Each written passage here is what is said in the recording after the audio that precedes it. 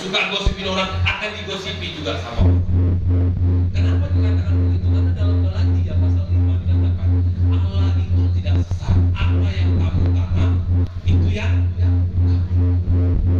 makanya dikatakan di ayat 43 tidak ada pohon yang baik menghasilkan buah yang tidak baik. Kalau hidup kita mau berdampak, kalau hidup kita mau mengalami satu mukjizat Tuhan, belajar melakukan yang baik.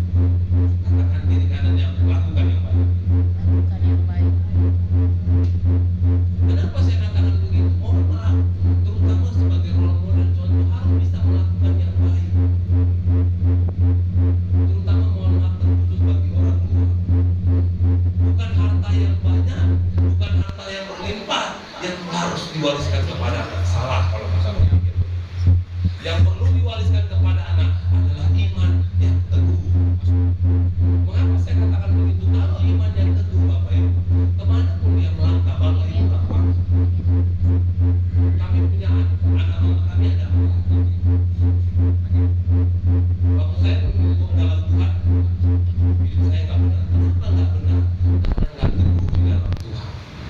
Tetapi ketika adik saya, karena dididik dengan iman yang teguh, diajak betul-betul, kau harus kenal siapa Tuhan. Jangan imannya Senin Kemis. Maksudnya Senin Kemis apa Pak Pendeta? Hari ini ibadah, besok ada ibadah. Itu iman Senin Kemis. Lalu apa yang ditengok anaknya? Mama aja nggak ibadah. Apa yang kita ibadah? Itu yang mau dimaksud. Pohon yang baik itu jadi contoh, jadi dampak. Tapi dibentuk dari kecil. Walaupun di dalam perjalanan saya sempat melenceng, tapi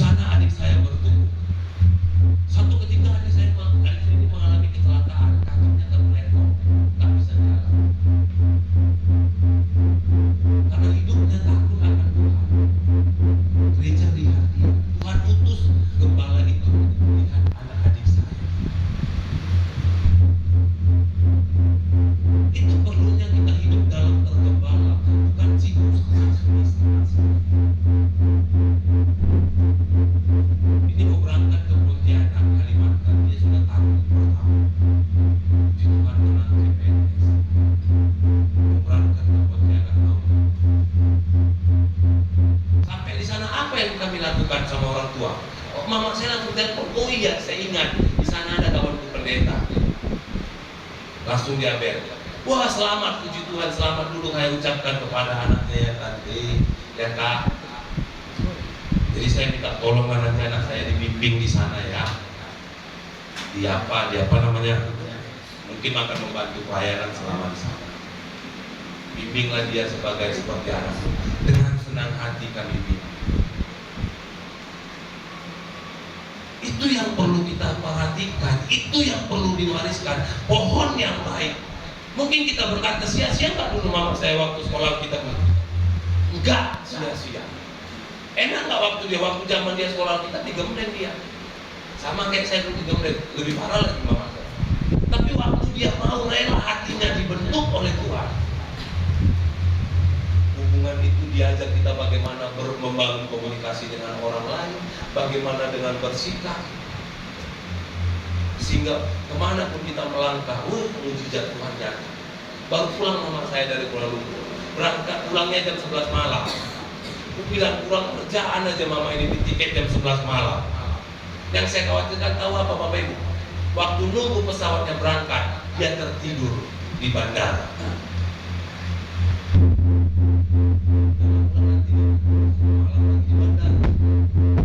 Selalu saya pulang balik saya telepon, pastikan mama itu masuk ke dalam pesawat.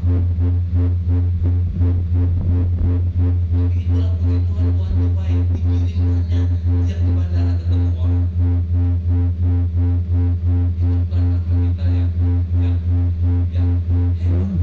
tapi karena Tuhan lihat kau tabur yang baik. Pohon yang baik itu yang jadi itu yang pertama. Kita itu pohon untuk berbicara kita. Ayo belajar berbuat baik. Bukan harus besar berbuat baik itu, tidak. Bukan harus hal besar. Nggak bisa menolong berdoa. Nggak bisa berdoa kasih kuping mendengarkan keluhannya. Simpel nggak hidup kita? Simpel. Cuma kita aja yang susah kadang manusia. Sehingga nggak bisa kita tua yang baik. Nggak bisa kita tua. Terlebih khusus mohon maaf untuk orang tua. Kemana pun nanti kelak mohon maaf ini melangkah anak itu nggak takut. Saya dulu takut kali mama saya pulang. Kenapa? Tidak dia lagi begini. Buat anak muda juga hati-hati. Jadi contoh jadi terang, gak usah berbuka. Hidup benar aja, gak usah banyak bergaya. Jangan ikuti lihat gaya di TikTok. Perhatikan pergaulanmu. Cari komunitas yang bisa membuat engkau bertumbuh. Mana yang bisa menegur kau waktu kau salah. Itulah yang benar. Orang kita mengatakan teguran yang nyata itu adalah kasih daripada jadian tapi benar. Itu yang benar. Kalau ada orang yang menegur kau bersuka cita lalu kau berarti dia masih sayang. Tapi kalau orang itu sudah diam, banyak-banyak berdoa lah.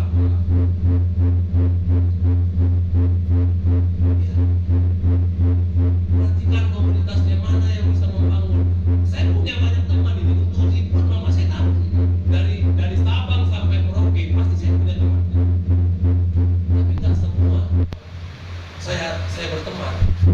Saya pilih teman saya ini sebatas saya hidup, ini sebatas berteman, ini sebatas hubungan bukan kerja, ini sebatas bersahabat. Ini yang saya anggap sahabat. Kenapa? Ini mau menegur saya waktu dia salah, waktu saya buat salah.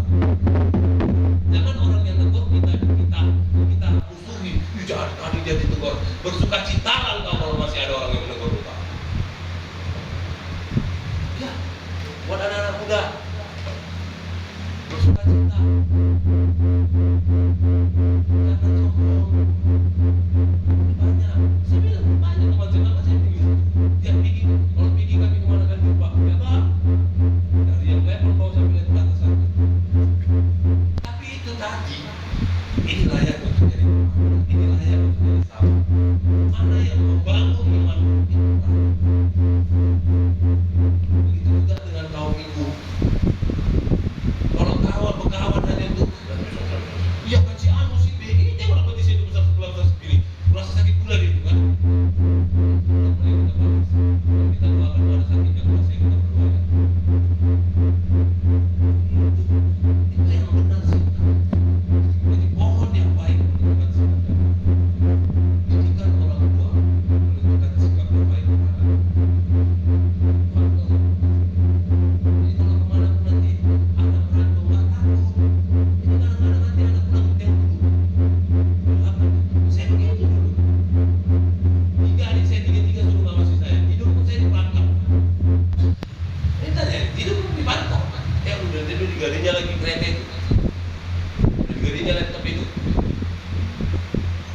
lagi kerjanya itu.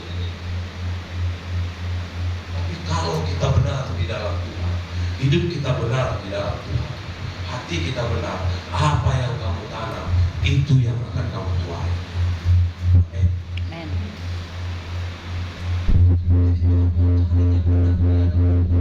Pohon itu akan berbuah ketika kita belajar melakukan. Di hati kita yang pertama, pohon itu kehidupan. Kalau mau kehidupan itu terjaga, perhatikan hati. Amsal 4 ayat 2.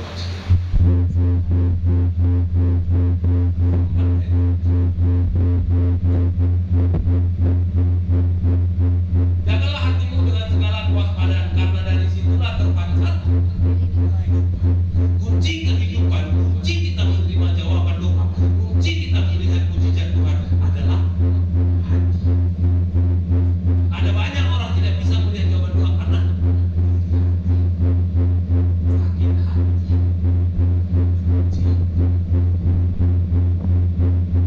Yang ada apa yang kita terima, penyakit yang datang.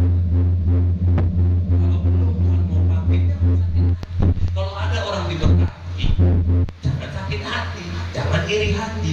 Nah, jadi gimana Pak Pendeta? Tanya resepnya. Apa yang kau lakukan sehingga engkau bisa melewati proses ini? Jangan lihat orang berhasilnya, tanya prosesnya. Itu loh. Biar supaya aku bisa sama seperti Tuhan. Sama kayak yang sering kali saya katakan, ada orang bisa buat nasi goreng enak. Bukan tanya nasi gorengnya, tanya resepnya. Berapa banyak memasukkan bumbunya, berapa banyak cabenya, bawangnya. Itu yang perlu dilakukan, bukan dilakukan. Apa proses ini? Proses nasi goreng ini. Minum ganja. Bukan begitu. Kita tanya apa resepnya. Gimana bumbunya? Begitu juga dengan orang yang diberkati Tuhan, tanya apa yang harus dilakukan. Bagaimana sih supaya hidup bisa diberkati Tuhan? Jadi hati kita yang menentukan. Kalau hati ini ada sakit hati, jangankan jawaban doa, nyakit yang datang. Tapi kalau hati kita benar di hadapan Tuhan buka semua mujizat. 1 Samuel pasal 16. 1 Samuel pasal 16.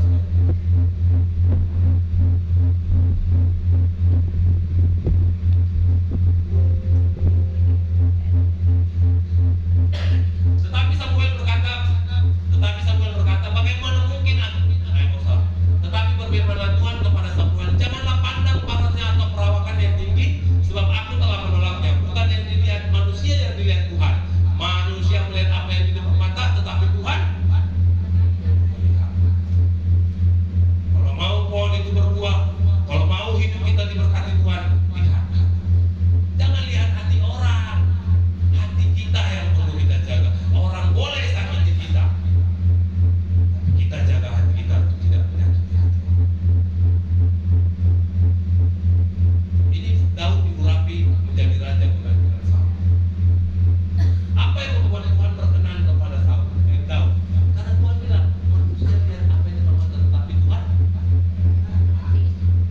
Daud punya hati sebagai hamba, bukan hati sebagai raja memberi perintah. Sedangkan Daud menjadi raja, dia tetap melayani Tuhan. Karena kita ini yang susahnya. Jadi apa? Tolong punya hati sebagai hamba. Sebagai hamba itu bagaimana? Punya hati yang siap melayani Tuhan. Mungkin ada orang berkata, tengok tuh angkat telurnya itu begini begitu, lolos mau bilang apa orang? Yang penting jaga hatimu. Tak perlu kau jaga hati orang, tak perlu jaga ucapan orang. Yang penting jaga hati. Bagaimana caranya menjaga hati? Yang pertama, lewat firman Tuhan. Jaga hati itu lewat firman. Lewat firman. Belajar untuk merenung firman Tuhan. Belajar kasih waktu baca firman Tuhan, satu pasal itu tahu berapa menit Bapak Ibu?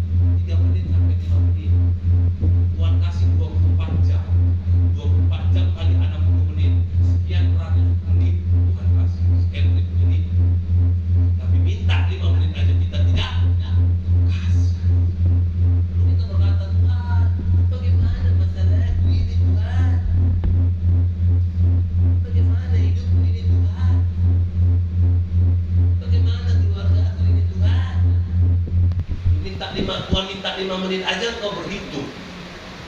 Tapi coba pegang handphone, lihat kau begini. Tahan sampai 24 jam. Tak tidur. Main game, tahan 24 jam. Sampai sekolah pun hancur. Dan handphone tahan 24 jam sampai kerjaan pun hancur. Lalu bagaimana hidup kita bisa berdampak? Bagaimana hidup kita bisa berbuah? Hari ini kita belajar. Kita 5 menit dia baca firman Tuhan. Udah 1 pasal sampai baca. Pasal ada yang disingkat pasal 131. Nggak sampai 5 menit, nggak sampai 1 menit 10 detik. Cuma 2 ayat. Baca 1 pasal kita susah. Lalu kita berkata, Tuhan, inilah hidupku. Tuhan nggak mau perkataan kita. Kita baca itu. Ayo belajar punya hati.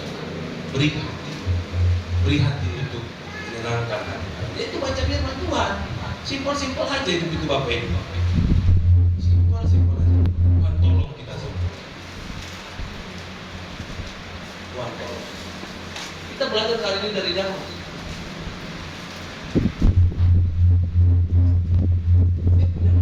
Bayangkan ini nggak ada sekolah Bapak Ibu. Daud ini cuma mohon maaf tukang nangon kambing. Itu pun bukan kambingnya, kambing orang, cuma pekerja. Jadi kalau ada yang bilang, oh Pak Pendeta nggak bisa aku berhasil, orang tua susah, jadilah sesuai imanmu. Kalau engkau berkata, aku punya Tuhan yang besar, jadilah sesuai imanmu. Karena apa dikatakan tadi dalam kitab Lukas tadi? Karena apa yang ada di hati itu keluar. Jadi belajar punya iman, belajar mengandalkan Tuhan, belajar berharap kepada Tuhan, jangan sama manusia. Manusia tempatnya kecewa. Jangan berharap sama manusia. Belajar mengandalkan Tuhan. Selalu saya katakan, saya nggak bosan-bosan bilang, tanganku nggak sampai di bawah pintu itu. Itulah manusia, penuh dengan keterbatasan. Tapi kalau aku andalkan Tuhan, bisa nggak Tuhan kirim orang dari luar membuka pintu itu? Bisa. Artinya apa? Tuhan bisa pakai siapapun untuk menolong kita. Asalkan kita belajar andalkan. Mengandalkan manusia, aduh. Saya punya keluarga cukup, puji Tuhan ada yang diberkati. Ketika saya punya masalah apa dibilang, mama saya bilang, tahunya udah bilang sama aku, matikan aja lagu itu, masukkan aja lagu itu ke penjara. Itulah jawabannya. Kecewa nggak kita? Ngapain dulu anak kau pulang ke Medan bawa? Sini aja dia batu siksa. Itu jawabannya. Tapi saya jaga hati saya. Mana lagi amal? Sampai ada di Medan. Itulah manusia. Kecewa kita. Tapi kalau Tuhan yang kita andalkan, engkau nggak akan pernah mengalami kecewa. Fokus mula yang menentukan itu, bukan orang lain yang menentukan. Diri kita lah yang menentukan. Jadi jangan pernah Bapak Ibu pikir udah enak sih dan waduh pahitnya banyak. Tuhan tolong. Itu yang dia lakukan. Siapa ya? Tapi ketika dia mendengar saya akhirnya jadi hamba Tuhan, kok senang kali. Nyangkal kan Tuhan aku bisa pendeta juga. Dulu bandel kali bolak-balik sini aja suruh belajar musik. Bergemeng dia. Jadi kalau hari ini kita bisa punya sesuatu bersungguh, apa yang ada pada kita itu nih. Itu yang pertama.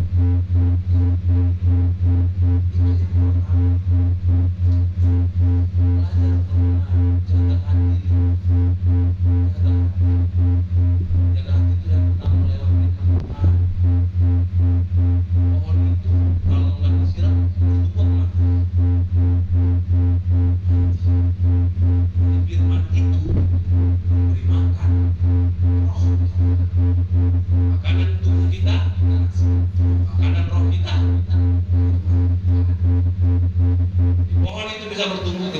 jiwa kita dikasih makanan. Itu yang pertama. Gak dikasih nih Pak pupuknya. Pupuk kalau nggak disiram mati apa tidak? Kenapa? Tetap mati. Jadi yang kedua, bagaimana supaya pohon itu bisa berbuah Pak Pendeta? Lewat ujian penyembahan. Ujian penyembahan sama seperti menyirami pohon. Kekuatan itu kita dapat ketika kita hadir atau duduk di dalam hadirat Tuhan. Mazmur 119 ayat 1. Mazmur 119 ayat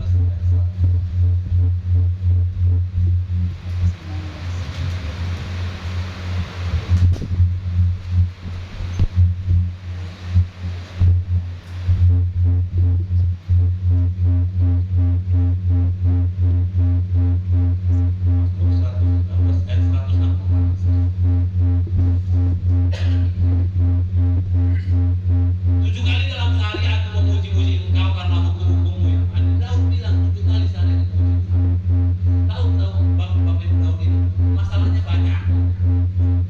Anaknya mau bunuh dia, rakyatnya mau berontak,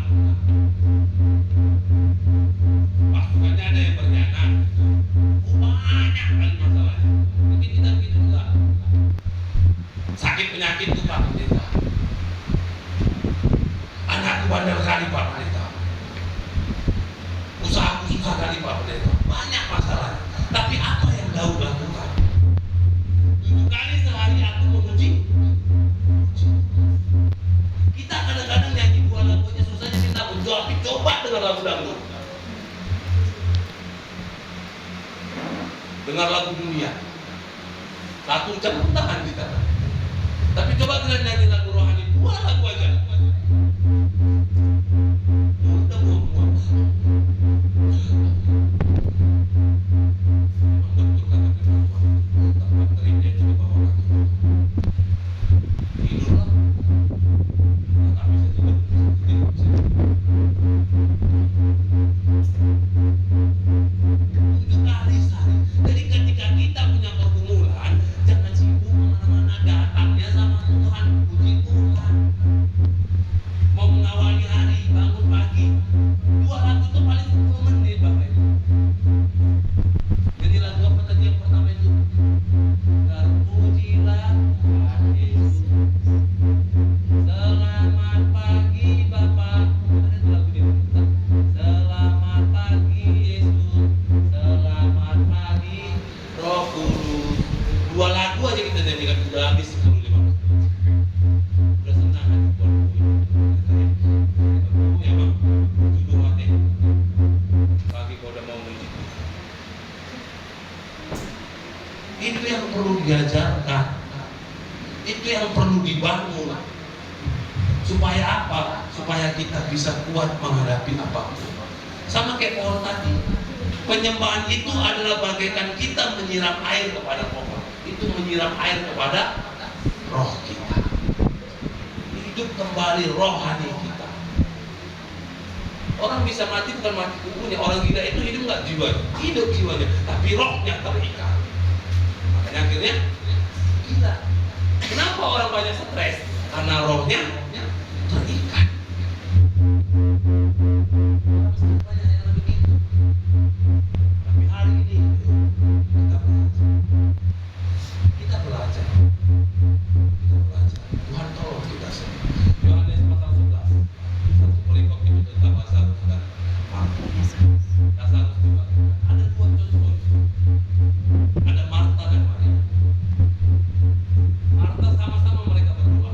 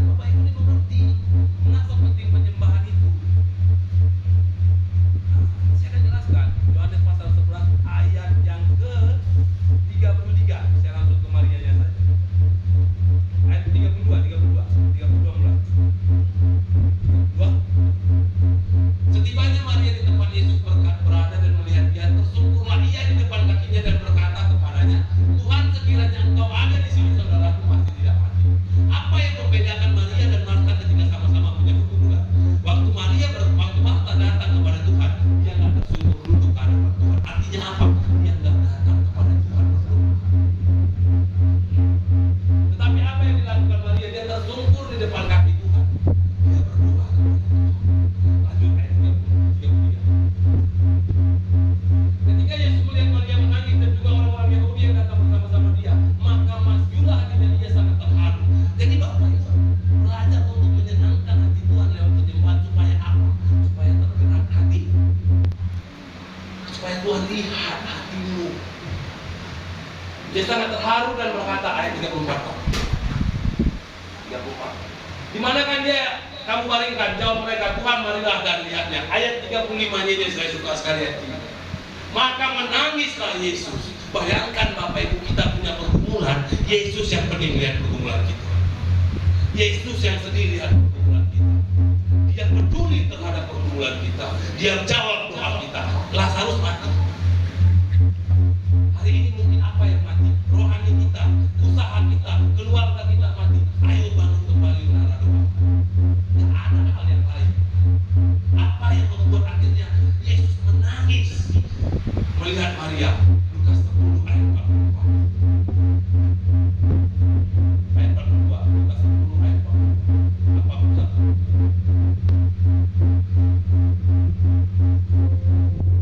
Ayat 39, ayat 39.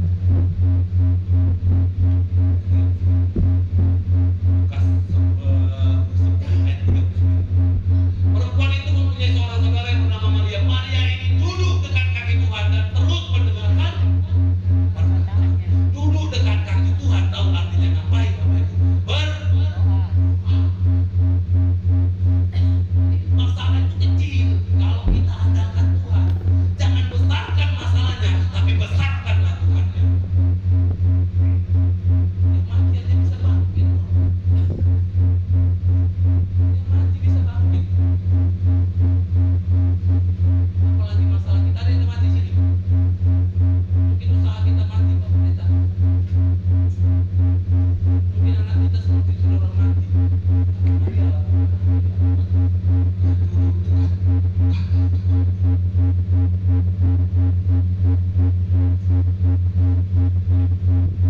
Hal yang mungkin kita anggap sepele di hadapan, tapi Tuhan sangat senang.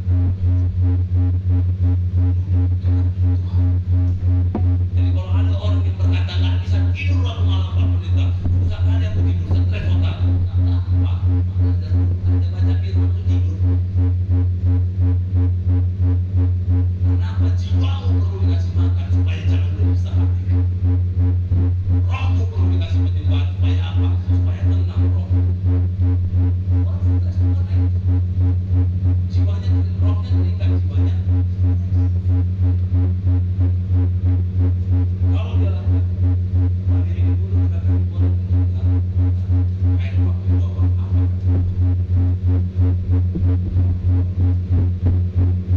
Tetapi ada satu saja yang perlu, Maria telah memilih bagian yang terbaik yang tidak akan diambil daripada. Jadi Tuhan sangat suka karena sama Maria. Kenapa? Bukan karena dia hebat, enggak. Tapi kenapa? Karena dia suka duduk di bawah kita. Kita punya masalah sih. Stresnya kasih sama Tuhan. Kalau Bapak Ibu saya tanya, mungkin Bapak Ibu punya masalah bisa cerita sama saya. Nah saya punya masalah, ceritanya kemana? Bapak Ibu bisa nggak langsung ke Tuhan? Bisa. Dia mau saya belajar punya iman. Aktifkan imannya.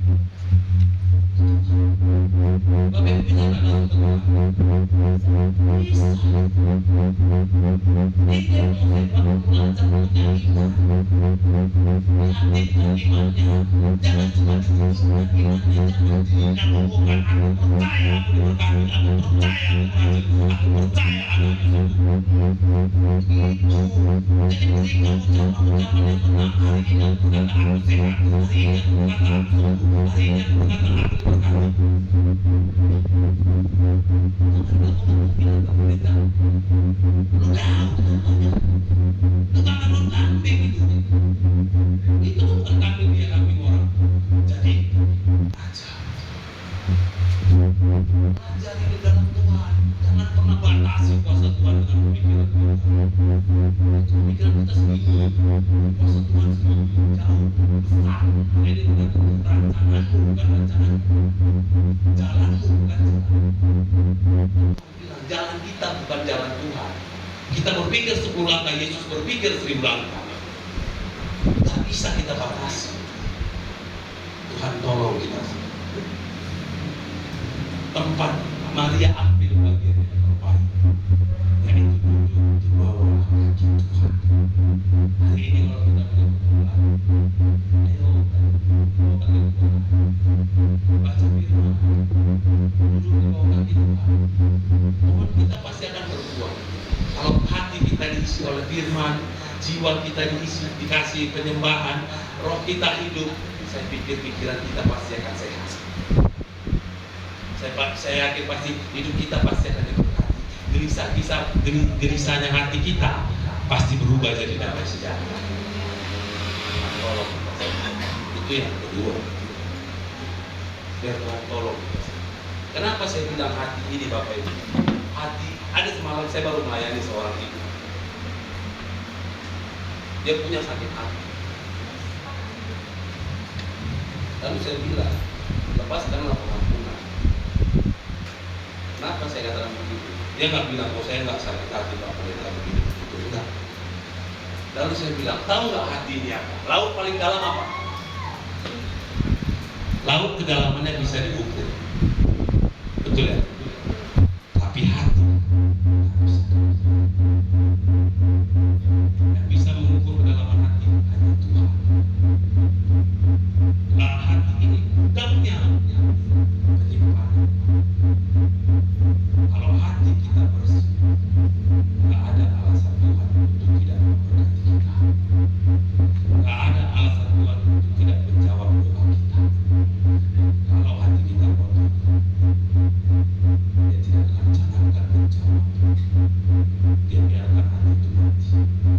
Hari ini kita buang semua sakit hati. Hari ini kita buang iri hati. Kita ganti dengan damai sejahtera. Kita ganti dengan kasih Tuhan. Kita ganti dengan buah roh yang kemarin minggu lalu saya sampaikan. Ada kasih, ada sukacita, ada damai sejahtera, ada kemuliaan, ada kesetiaan, ada penguasaan. Tuhan tolong kita semua. Ayo hati sejahtera. Jangan biarkan hati orang mulai sakit. Makanya ada tadi jagalah hati. Tak perlu kita jaga ucapan orang, tak perlu kita biar jaga hatinya orang. Yang perlu kita jaga hati kita. Orang boleh sakiti kita, orang boleh hianati kita, orang boleh fitnah kita. Asal kau jaga hati, tidak ada alasan Tuhan untuk tidak memberkati kita. Kita jaga hati kita, jangan jaga hati kita. Tuhan tolong kita semua. Orang sakiti kita, ya nggak apa-apa. Asal kau bisa jaga hatimu, pasti Tuhan buka semua pintu yang tertutup. Tuhan tolong kita semua. Itu yang kedua. Yang terakhir, yang Yakobus 1. Yakobus pasal 1 ayat yang ke-22. Yakobus pasal 1 ayat yang ke-22.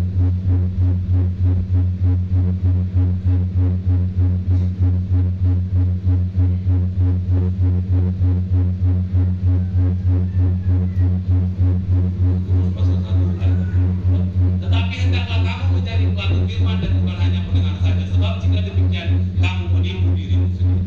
Yang kedua, harus belajar menjadi pelaku firman Tuhan. Artinya apa Pak?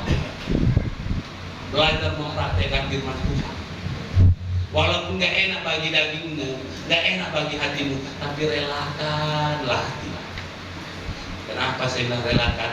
Setelah kau bisa belajar merelakan, maka akan ada damai sejahtera. Kalau udah ada damai sejahtera di hati, itulah landasan yang tepat untuk Tuhan menjawab doa kita. Alkitab berkata dalam 1 Petrus 4 ayat 7, jadilah tenang supaya engkau bisa berdoa. Kalau udah hati damai, hati tenang, semua pasti. Jangan damai berdoa, tapi coba ada masalah, bentar dulu,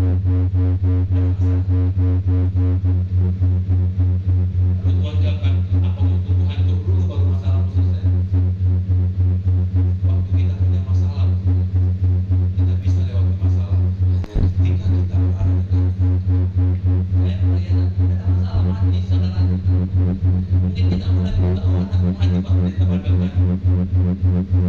Mungkin usaha kita mati sama Pak Pendeta.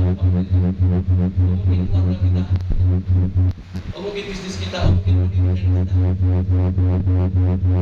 mati. Kita belajar lakukan firman. Kita belajar agar hati kita belajar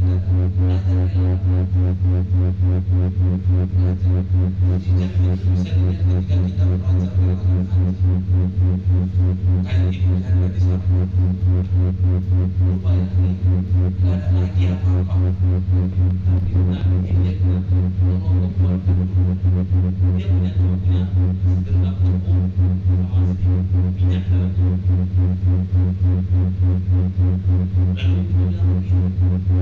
ibu bilang begini, inilah tinggal makan bersama, habis itu aku mati. Tapi dia berkata, enggak, mau buat dulu gitu. Belajar dulu kita untuk menyenangkan hati Tuhan. Kalau kita mau coba berdoa, bukan belajar menyenangkan hati manusia. Kalau hati Tuhan engkau senangkan, kalau hati Tuhan engkau puaskan, lewat melakukan firman Tuhan, lewat berdoa, lewat menyembah, enggak ada alasan Tuhan itu tidak memberkati kita. Tapi dia mau bilang, kau buat dulu tuh. Ada yang bisa kayak gitu? Jangan kayak gitu. Suruh belajar memberi aja susah. Tapi apa dia bilang? Ibu janda itu dia belajar taat. Kenapa? Kadang-kadang iman itu seperti di ujung tanduk. Sama aja dia berpikir begini, kalau nggak aku beri pun aku mati. Tapi imannya yang menyelamatkan dia. Nggak aku berikan. Kalau memberi waktu limpah, Tuhan nggak suka. Tapi belajarlah memberi waktu engkau kekurangan. Supaya engkau belajar memberi kami. Ada kisah itu jangan sampai. Lalu kata dia, lalu apa yang terjadi setelah itu? Buli-bulinya minyak yang terisi hal-hal yang mungkin kita berpikir tidak baik. Kadang-kadang kita belajar relakan hati di berat. Itu cara Tuhan memberkati. Cara Tuhan tidak enak.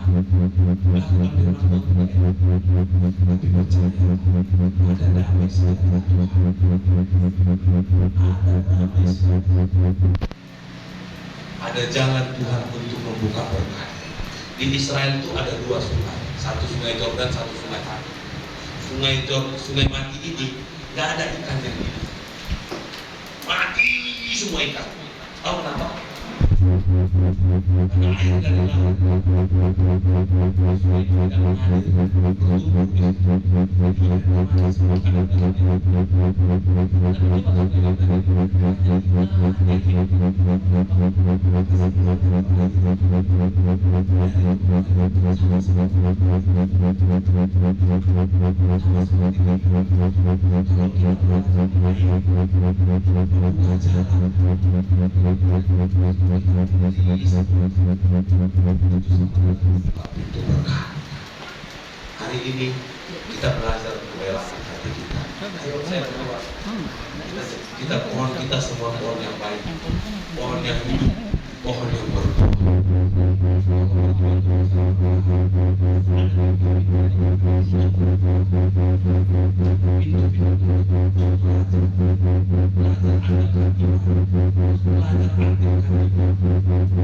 Kita katakan iman tanpa perbuatan pada hakikatnya mati.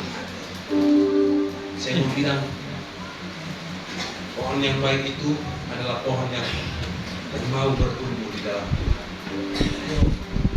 Hidup kita ini bisa jadi berkat, bisa jadi terang Tuhan apabila pertama kita isi hati kita lewat firman Tuhan.